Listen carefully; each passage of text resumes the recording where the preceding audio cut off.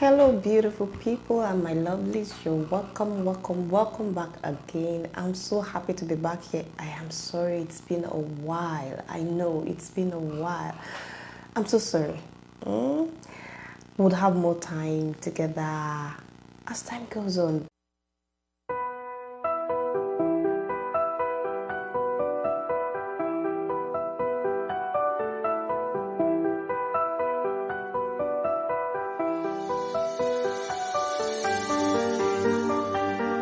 So let's delve into today's topic, and that is how to raise our kids. How to raise our kids. I noticed that, most times there is this gap between parents and their children, especially when the children are grown up. You wonder if it is the same parents that you were with all the time while you're growing up. You can't really sit down with them and have a good chat, like a heart-to-heart chat, because there is always this barrier. You're just the closeness, or what should I say, much of the attachments that we have towards them is because of responsibility and the fact that we are grateful that, well, they are my parents and I can't just teach them.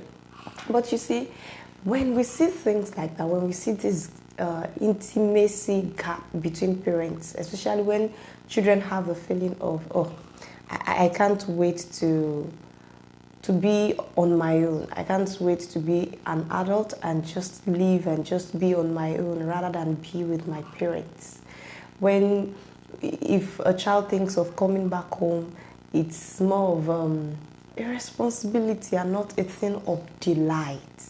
So I want us to look at the things that may cause that. And as young parents, what are the things we can do to prevent our children, when they are grown, to prevent them from having this feeling of, once I'm grown up, I'm just going to go do my own thing. I'm going to love my parents because they are my parents, but they can't have a problem and feel like, okay, let me call my dad or let me call my mom or, for support or for whatever they might think, for any advice that they can give me. Just feel, well, they are my parents and I owe them my life, because basically they raised me, they took care of me, and I have to take care of them. So what are the things that we can do as parents to prevent such kind of a gap, to have true intimacy with our children as it should be, to have that place in their lives where we are the person that they think of when they have a problem, and we are the person that they think of when they want support. We don't become just a responsibility to them. Rather, we are a source of inspiration. We are something they long to run back to. And if we look at this, let's look at the example of us as human beings to God. You see, God never gets old to the point that you feel, oh, he's been nurturing me enough. Right about now, I think we can drop it off. He is somebody that we all love to run back to help us fix something or the other. So how can we create this kind of relationship with our kids such that even when they are grown up, they are not eager to dissociate themselves from us. Rather, they feel that they are a part of us, they are just branched out. They still feel they can come back to us and rely on our wisdom to guide them in the right direction. So I don't want to make it so complex, so I just made it into like a two-part thing. The first thing is how we handle our children's mistakes. How do we handle our children's mistakes so that it doesn't create a barrier between us and them? And you see, the thing about that is what most parents do when a child does something wrong or makes a mistake is we tend to distance ourselves from that child because we're trying to make them feel bad about something that they did wrong. What I'm trying to say in essence is like a child does something wrong, yes, as a parent, we are supposed to correct our children. We're supposed to make them feel bad about what they did, but not about themselves. So, in essence, when a child does something wrong, what you want to do is make them know that, okay, what you have done is wrong, and this is the direction it can lead you to. If you steal somebody's property, this is what it can cause in your life. It can make you become lazy, and if you are caught, you're going to be punished by the law. You're going to be irresponsible if you continue in that path. So you want the child to know that the action is wrong, not that the child should be labeled as wrong. You see, we are human beings, and yeah, we would need guidance one time or the other. But you imagine it as a parent. If you did something wrong and you talked to somebody about it, one person made you feel like you're worthless, but the other person helped you to get better. Who are you going to feel more comfortable telling when you did something wrong? Of course, it's somebody that helped you to get better, not the person that made your self-worth to get deflated. So if we don't want to create barriers between us and our children as they age, we want to correct them in love. And to correct them in love means you tell them, I'm not going to take this. What you're doing is wrong, but this is because I believe you're better than this. So that means if you're condemning something, you know a better way to do something. I guess that's the work for we parents. We are supposed to have knowledge about how to do things so that when you're correcting a child as to something, you can show him the right way. Let's say, for example, a child cheated in an exam hall and somehow it was reported to you. Yeah, you make him know, yeah, what you did is wrong, and you punish him by whatever means you feel you should punish him, but you now help him cultivate the habit to start sweating for whatever he wants, because it's obvious what he wanted to get is a quick fix, a quick way to get out of a problem. So you make him realize, see, life is not like that. You don't do things like that. If you keep doing it like that, one day or the other, it's going to fall back on you. So you want to make them realize this is how to go about it.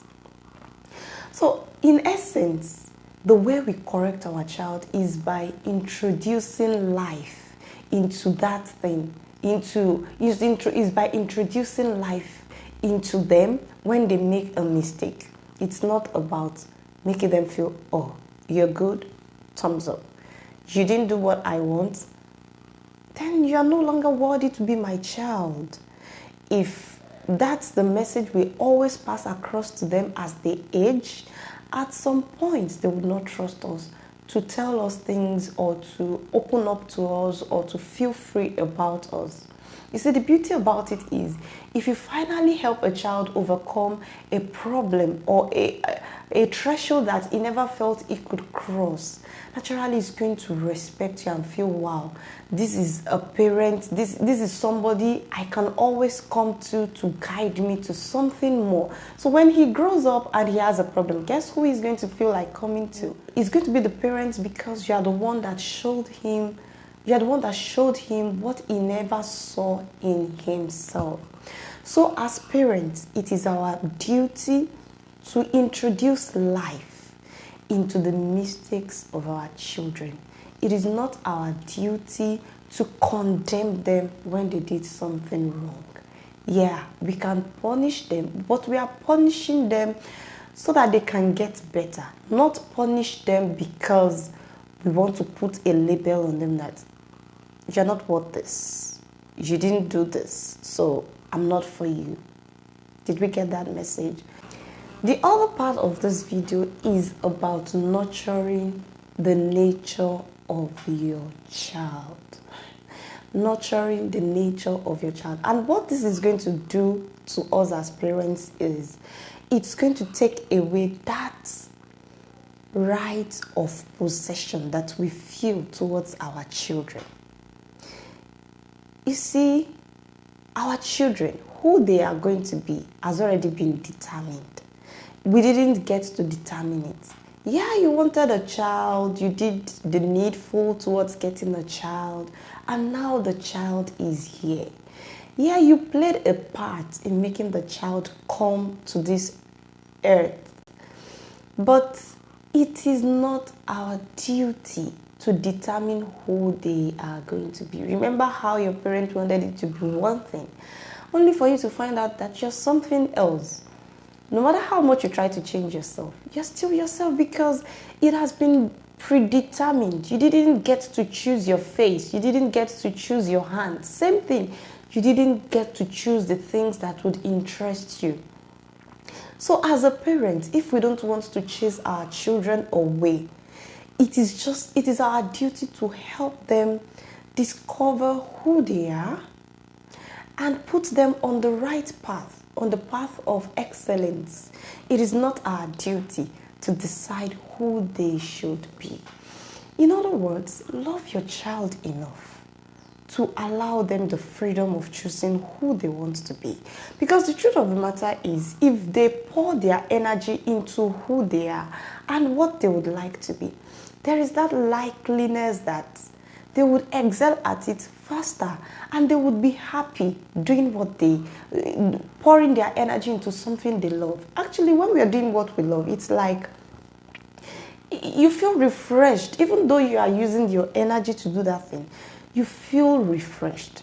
So you want to, I guess, it just has to do with love. Loving the child enough to say, okay, I don't care what you choose to do. What I care about is that you're my child and I love you regardless.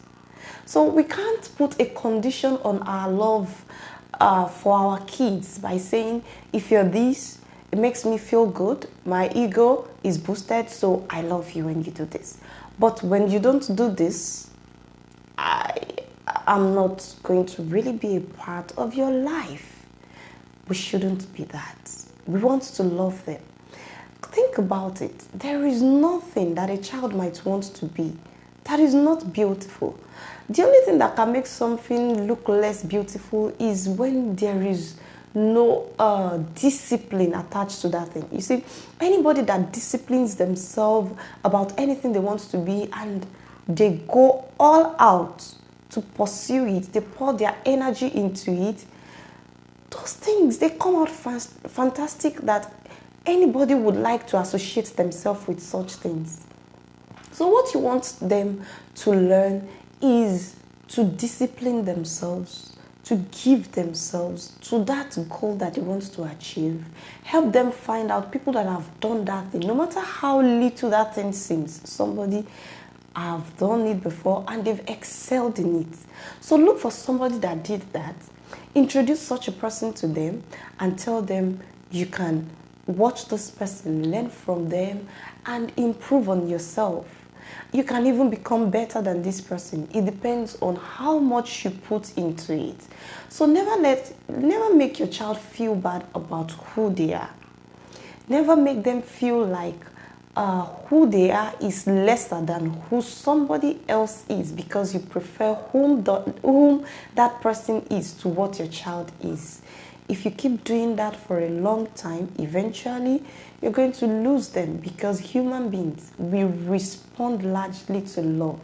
And it's not until you tell somebody, I love you, before they get to know that you love them. It has to do with those little actions, those little acts of kindness, of understanding, of being empathic. It's just those little actions that we take that says a lot about how we feel about them. Most importantly and lastly, I pray that God helps us to effect the changes that we need to effect in ourselves so that we are able to love these children the way they should be loved. And guess what? As you love people, even you have more energy in yourself rather than try to demand people to be something that they are not, which is going to frustrate you and make you need to control. So this is where I'm going to stop for today. If you have any comments, suggestions, you can leave it in the comment section. We are all learning together. Thank you for joining me again. Till next time. So bye-bye.